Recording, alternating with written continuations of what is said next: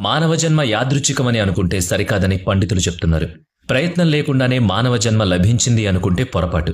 మన పుట్టుక, మన తల్లిదండ్రులు, మన కర్మలు అన్నీ కూడా మనం ఎంచుకున్నవి అంటున్నారు. అది కూడా పుట్టుకకు ముందే నిర్ణయించబడిన విధంగానే జరిగిందని కూడా వివరిస్తున్నారు. అంటే మన ఈ పుట్టుకకు, వృద్ధికి, జీవితం గడుస్తున్న దానికి సంపూర్ణంగా మనమే కారకులం.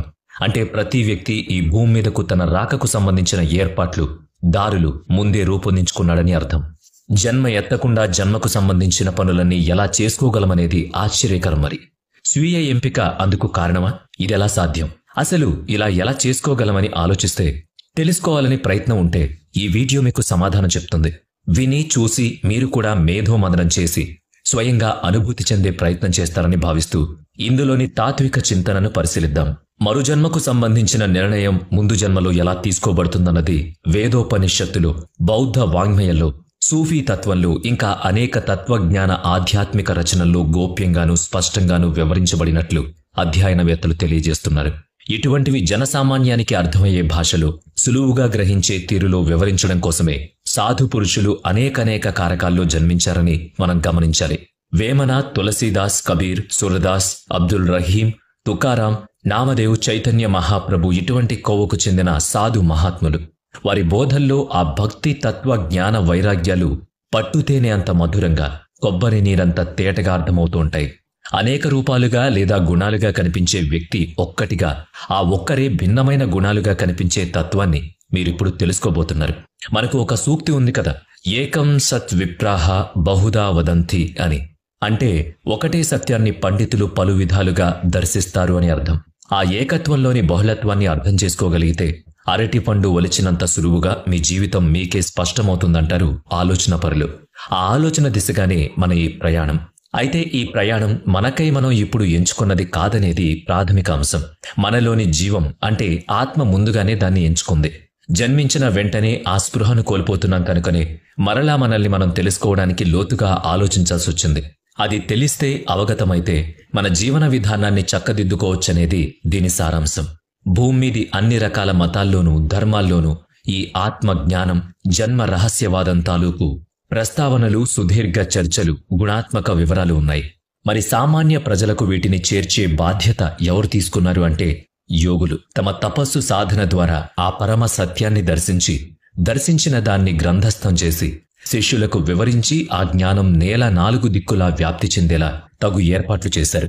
ఆత్మ యొక్క మరుజన్మ ప్రస్తుత జన్మలోని కర్మలను బట్టి, ప్రస్తుత జన్మలో వారి బుద్ధి వికాసాన్ని బట్టి నిర్ణయించబడుతుందనేది మూల సూత్రం. కాబట్టి ప్రస్తుత జన్మ గత జన్మ తాలూకు వాసనల ఫలితమని భూమి మీది అన్ని ధార్మిక గ్రంథాల్లోనూ చెప్పబడింది. కాస్త సులువుగా చెప్పుకోవడం కోసం ఒక వ్యక్తిపరంగా మనం ఈ వివరణను కొనసాగిద్దాం.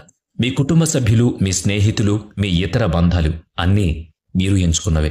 అవి మరలా వేర్వేరు రూపాల్లో కొనసాగుతున్నాయి. బ్యాంక్ పాస్బుక్లో పేజ్ నిండిపోతే తర్వాతి పేజీలో పైన మీ సొమ్ము క్యారీ ఫార్వర్డ్ అని ఆ మొత్తం ఎంతో ప్రింట్ అయ్యాక తర్వాతి లావాదేవీలు ప్రింట్ అవుతాయి కదా, అలా అనుకోండి. అంటే నెల జీతంలో వేసినవి, మీరు జమ చేసినవి, తిరిగి చెల్లించినవి, వడ్డీగా వచ్చినవి, సేవారుసుముగా మినహాయించుకున్నవి అన్నీ కూడా కొనసాగుతూనే ఉంటాయి. గత జన్మలోని సంచిత పాప పుణ్యాలు, దుఃఖాలు, కోరికలు, అనుబంధాలు కూడా ప్రస్తుత జన్మకు బదిలీ అవుతుంటాయి. ఒక్కో సమయంలో ఒక్కో అంశం వచ్చి మిమ్మల్ని అతుక్కుంటుంది. దానికి సంబంధించి పూర్వ జ్ఞానం మీకు ఉండకపోవచ్చు తప్ప ఆత్మ తాను కోరుకున్నది అందుకుంటూనే ఉంటుంది. అంటే ఇదొక బ్లూ ప్రింట్ అన్నమాట. కాబట్టి ఈ జన్మ అనేది ఏదో అనుకోకుండా దానంతట అదే సంభవించిన సంఘటన కానే కాదు. యాదృచ్ఛికం అస్సలు కాదు. ఉద్దేశపూర్వకంగానే జరిగింది. కాకుంటే ప్రకృతి నియమాల ప్రకారం బీజం, క్షేత్రం ఎంచుకుని జన్మించింది. ఈ క్షేత్ర బీజ న్యాయం కూడా ఒక ప్రణాళిక అంటున్నారు తత్వశాస్త్రవేత్తలు. ఇది కూడా ఒక్క మాటలో చెప్పాలంటే స్త్రీ పురుష సంయోగం వల్ల జీవం పుట్టడం అనేది ఒక ముందస్తు యోచన. మరైతే ఇప్పుడు ఇక్కడకు రావడానికి ముందు మీరు ఎక్కడున్నట్టు? అంతకు ముందు ఇంకెక్కడున్నట్టు? తత్పూర్వం మరెక్కడైనా ఉన్నారా? అసలు భూమి మీద జన్మించడానికి మునుపటి మీ అస్తిత్వం ఏమిటి? ఇది ఎప్పుడైనా ఆలోచన కలిగిందా? అలా ఎప్పుడైనా ఆలోచించారా చెప్పండి. మీరు ఏ ధార్మిక అవతారాల్లోనో జీవించి ఉండుంటారా అని కాస్త మేధోమదనం చేసేందుకు ప్రయత్నించండి. స్థలకాలాలను అధిగమించిన ప్రదేశం ఈ సృష్టిలో ఉందని నమ్మితే అది లోకాతీతమైన కారణలోకమని పిలువబడుతుందని తెలుసుకోండి. అయితే అక్కడ భూమి మీద మాదిరిగా శరీరంతో కూడిన జన్మ ఉండదు. సరిహద్దులు లేని శక్తి క్షేత్రం అది. అక్కడ మీరు ఒక శక్తి మాత్రమే, ఒక చైతన్యం మాత్రమే. శరీరం అనే బాహ్య స్పృహ లేని లోకాతీతమైన చైతన్య శక్తి స్థితి ఉండదక్కడ. భయం, సందేహం, అహంకార భావనలు లేని స్థలం అది.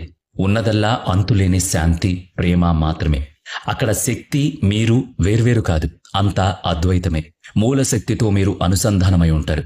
ఆ మూలశక్తికి, ఆ ఆదిశక్తికి, ఆ స్థిరశక్తికి మీరు భగవంతుడని, పూర్ణత్వం అని, అఖండమని ఏ పేరు పెట్టుకున్నా సరే అంతా ఏకమే. మీరు ఆ అనంత అద్వైత శక్తి ఒక్కటే అయినప్పుడు భేదభావాలకు చోటెక్కడ లేనేలేదు. ఆ సంపూర్ణ చైతన్యంలో కలిసిపోయి ఉన్న మీకు ఆకలి, దప్పికలు, బాధానుభావాలు, కోరికలు అనేవి ఉండవు. మీ ఉనికిని మీరు ఆస్వాదిస్తారంతే. అంటే అక్కడ మీరు అనంతమైన వారు, శాశ్వతమైన వారు, నాశనం లేనివారు. అక్కడి నుంచి మీరు ఎన్ని జన్మల యాత్రలు చేసుంటారు, ఎన్ని మార్లు మరణానుభూతిని పొందుంటారు. ఆ ప్రతి యాత్రలోనూ ఎన్నెన్ని అనుభవాలు, అనుభూతుల్ని మూటగట్టుకుని ఉంటారు. మీకు గుర్తుందా మరి? ఈ ప్రస్తుత పూర్ణత్వంలోనూ మీకు ఒక కోరిక ఉండుంటే మళ్ళీ ఏదో కొత్త దాన్ని అనుభూతి చెందాలనే మీ అంతర్గత పిలుపును మీరు వినగలిగితే అప్పుడు మీ గురించి మీకు మరో అంశం తెలుస్తుంది. చైతన్యం నిత్యం నూతనంగా ఉండాలంటే ప్రోగు చేసుకునే అనుభవాల రాశి నుంచే అది సాధ్యమనేది తాత్వికుల ఉపదేశ సారం. వికసించడమే చైతన్య స్వభావం. వికాసమంటే వృద్ధి చెందడం, వృద్ధి చెందడం అంటే క్రొంగొత్త అనుభవాల పరిచయం, వాటితో మమేకం కావడం, వాటిని ఆస్వాదించడం. కనుక మరుజన్మ కోసం ఆత్మ వేసుకునే ప్రణాళిక దానిలోని చైతన్యాన్ని కొత్త బంధాల వైపు మరలిస్తూ కొత్త జన్మను పొందేలా ప్రేరేపిస్తుంది. కొత్త ప్రయాణం మొదలుపెట్టే ముందే గత జన్మ తాలూకు లెక్కల్ని సరిచూస్తుంది. అదిగో ఆ లెక్కల పద్దుల్లో గతం తాలూకు లోటుపాట్లను నెమరు వేసుకుని వాటిని ముందు జన్మలో సరిచేసుకునే అవకాశాల తీరుతెన్నుల్ని సరిచూసుకుందుకు తగిన ఆలోచన చేస్తుంది. అలా ఈ బ్రహ్మాండంలో సదరు ఆత్మ ప్రయాణానికి ప్రణాళిక సిద్ధమవుతుంది. ఇంతకీ ఎంతో ప్రశాంతమైన ఆ దివ్యలోకాన్ని విడిచి మరలా జన్మించాలని ఆత్మ కోరుకోవడం వెనుక హేతువేముందో చెప్పగలరా?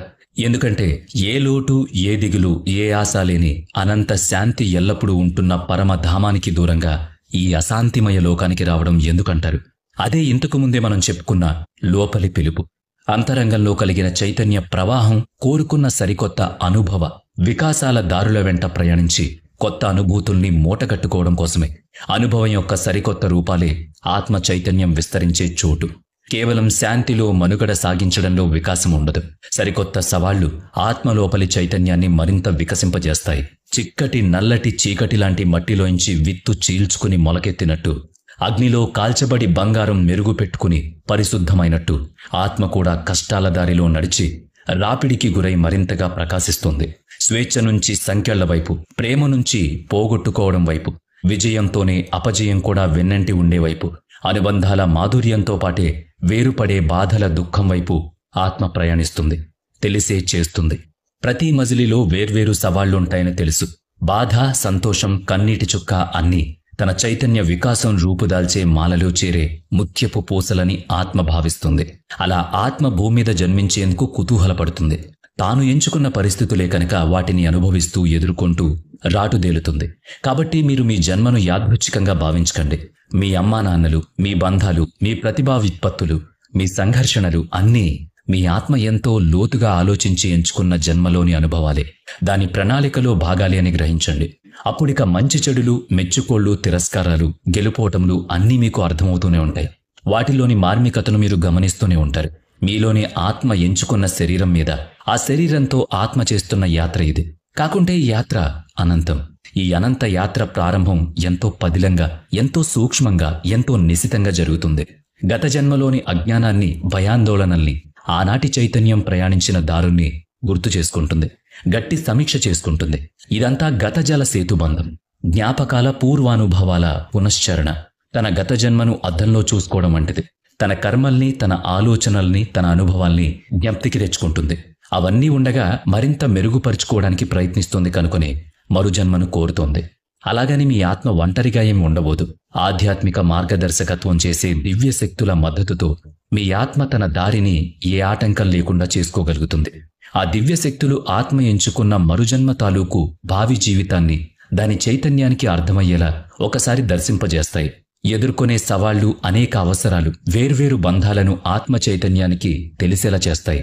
ఆత్మ వికాసం చెందడానికి వీలైన మార్గాన్ని ఎంచుకోవడానికి ఈ ప్రక్రియ దోహదం చేస్తుంది. అప్పుడు మీ ఆత్మ తన క్షేత్ర బీజాల్ని, అంటే తల్లిదండ్రుల్ని ఎంచుకుంటుంది. తన బంధాలను, దేహాన్ని, సంస్కృతిని, సమయాన్ని, తనకు అవసరమనుకున్న ప్రత్యేక సామర్థ్యాలతో పాటు సవాళ్లను సైతం తానే ఎంపిక చేసుకుంటుంది. అంటే శక్తియుక్తులతో పాటు బలహీనతలను కూడా ఆత్మ ముందుగానే ఎంచుకుంటుంది. మీరు ఏ అనారోగ్యాలని, ఏ దుఃఖాల్ని భరించాలో, ఏ ప్రేమను అనుభూతి చెందాలో కూడా ముందుగానే ఎంపిక చేసి పెట్టుకుంటుంది. ముందే చెప్పుకున్నాం కదా, ఇదంతా ఒక ప్రణాళిక, ఒక బ్లూ ప్రింట్. ఇందులో మారుదల ఉండొచ్చు, అంటే అవాంతరాలన్నమాట. వాటికి సిద్ధపడే యాత్ర మొదలవుతుంది. మరి ఈ యాత్రకు దిశానిర్దేశం చేసే నియమాలు ఏమన్నా ఉన్నాయా అన్నది చూద్దాం. ఇవన్నీ కర్మను అనుసరించినవే అని చెప్పబడింది. మరి కర్మ అంటే ఏంటి? ఏమిటంటే ప్రతి కార్యం, ప్రతి భావన, ప్రతి ఆలోచన ఒక శక్తి వనరు.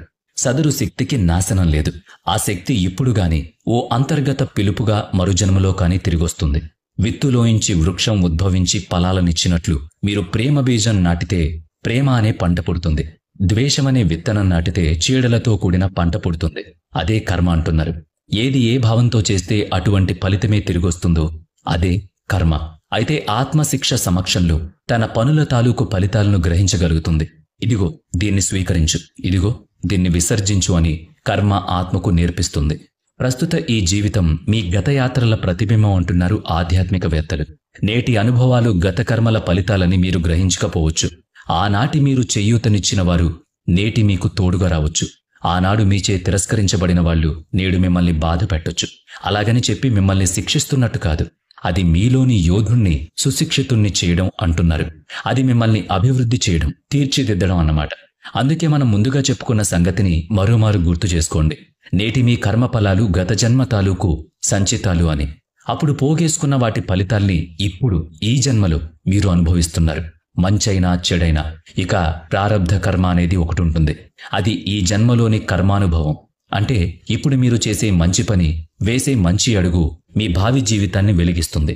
ప్రతి కఠిన సమయము ఒక అనుభవమే. ఆ ప్రతి అనుభవం పోగేసుకునే జ్ఞానమే. ఆ జ్ఞానమే ఆత్మ అందుకుంటున్న కర్మ ఫలితం. అందుకనే చేసే కర్మలు ఆత్మకు సంకెళ్ళు కావని, అవి అనుభవాల సోపానాలని, వాటిపై నడిచి జ్ఞానమనే పూర్ణత్వం వైపు ఆత్మ ప్రయాణిస్తుందని వివరిస్తారు. ఈ మీ ఆత్మ తన ప్రయాణ మార్గంలో ఎదురయ్యే కొన్ని ఆత్మలతో అత్యంత దగ్గరతనాన్ని ఏర్పరచుకుంటుంది. ఈ అనుబంధం కొత్త అనుభూతులను పొందడానికి, ఎదగడానికి, వికసించడానికి ప్రయోజనకరంగా మారుతుంది. మీ తల్లిదండ్రులు, జీవిత భాగస్వామి, స్నేహితులు, చివరకు మిమ్మల్ని బాధ పెట్టిన వారితో సహా మీరు ఆత్మిక సంబంధం ఏర్పడుతుంది. కొన్ని ఆత్మలు మీకు తోడుగా ప్రయాణిస్తే మరికొన్ని సవాళ్లు విసురుతూ ఉంటాయి. కొన్ని ప్రేమను పంచుతాయి, మరికొన్ని కఠిన పాఠాలను నేర్పిస్తాయి. అంటే ప్రతి పరిచయం వెనుక ఏదో ఒక పరమార్థం ఉంది. మీలోని సామర్థ్యం, మీలోని ఓరిమి, మీలోని అధ్యయన శక్తి, మీలోని వివేచన, మీరు చేసే విచక్షణ, మీరు కనపరిచే ప్రేమ, ఇవన్నీ మీ శక్తిని మీకు ఎరుకపరిచే సందర్భాలను సృష్టిస్తాయని తెలుసుకోండి. ఇందాకనే చెప్పుకున్నాం, మీ ఆత్మ ఒంటరి ప్రయాణం చేయడం లేదు. మీ ఆత్మ ముందుగానే ఎంచుకున్న విధంగా ఏర్పడిన అనుబంధాల తాలూకు ఆత్మల సమూహంతో కలిసే మీ ఆత్మయాత్ర కూడా కొనసాగుతూ ఉంటుంది. ఇలాంటి ఆత్మ సమూహాలు పలు జన్మల వరకు కలిసే ప్రయాణిస్తాయి. అయితే వాటి రూపాలు, స్థానాలు మారొచ్చు. ఒకసారి అమ్మగా, మరోసారి నాన్నగా, ఇంకోసారి మిత్రునిగా, మరెప్పుడో మీకు ప్రత్యర్థిగా ఆ ఆత్మల పాత్రలు మారుతూ ఉంటాయి. ఆ ప్రతి పాత్ర తన స్వభావంతోనే ప్రవర్తిస్తూ మీ ఆత్మకు అనుభవాల్ని నేర్పిస్తూ ఉంటుంది. కనుకనే మీరు భౌతిక రూపంలో ఎవరినైనా కలిసినప్పుడు పరస్పరం ఏదో సంబంధం, అనుబంధం ఉన్నట్టు మనకు తోస్తుంది. మాటలతో చెప్పలేని ఆ అనుబంధం మీ ఆత్మకు సంబంధించింది. మీ ఆత్మ ప్రయాణం మొదలైనప్పుడు తోడుగా వచ్చిన ఆత్మల సమూహానికి సంబంధించింది. భౌతిక దూరాలు ఈ లోకంలో సహజం. కానీ మీ ఆత్మకి అనుబంధం మాత్రం ఎల్లప్పుడూ కలిసే ఉంటుంది. మీ ఆధ్యాత్మిక ప్రయాణంలో ఈ అనుబంధాలు, కలయికలు విడదీయరాని భాగాలు. ఇవి ఎంతో పవిత్రమైనవి కూడా. అంతటి పవిత్రత కలిగిన ఆత్మల మార్గదర్శనం లభించడం మీ ఆత్మ చైతన్యానికి దోహదం చేసే విషయమే. మార్గదర్శకత్వం వహిస్తున్న ఆత్మల శక్తి దివ్యంగా ఉంటుంది. మీ ఆత్మకు సరైన తోవను చూపించడమే వాటి పరమ కర్తవ్యం. మీ బలాలు, బలహీనతలను మీకు అవగతమయ్యేలా చేయడం వాటి విధి.